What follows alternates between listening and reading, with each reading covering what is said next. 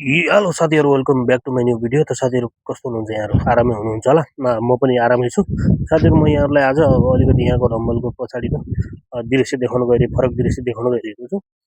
साथीहरू, भिडियो मनपर्छ भने च्यानललाई सब्सक्राइब गरेर बेल आइकनलाई प्रेस गरिदिनु, ताकि आनेवाला हर भिडियोको नोटिफिकेसन यहाँहरूलाई इजिली मिल्न सकोस्।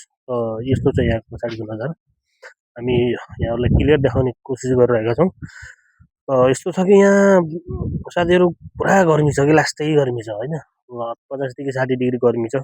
यहाँहरूलाई इजिली थाहा नै छ, दुबईमा धेरै प्रकारको गर्मी नै हुन्छ होइन। त्यो पछाडि यस्तो छ, यहाँ हेर्नु त केही छैन। त्यो हरियो बोट बिरुवा यो बालुवामा उम्रिने हुन्छ त, तितेपाती जस्तो के झारहरू हुन्छ, त्यो सानो सानो झारहरू।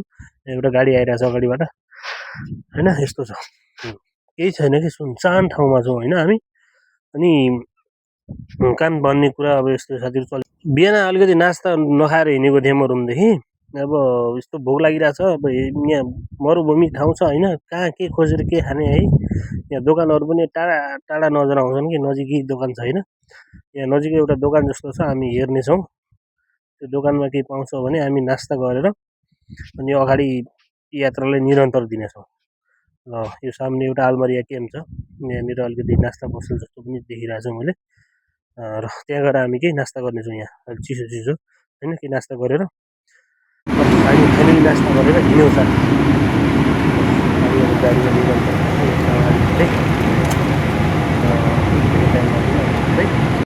हामीले अब यो यात्रालाई यहाँ टुङ्ग्याएर अलि अगाडि बढ्यौँ। अब हामी रुमतर्फ लाग्दैछौँ है त। यहाँहरूलाई हाम्रो भिडियो कस्तो लाग्छ होइन, मन पर्यो भने भिडियोलाई सेयर हानिदिनु होला है त।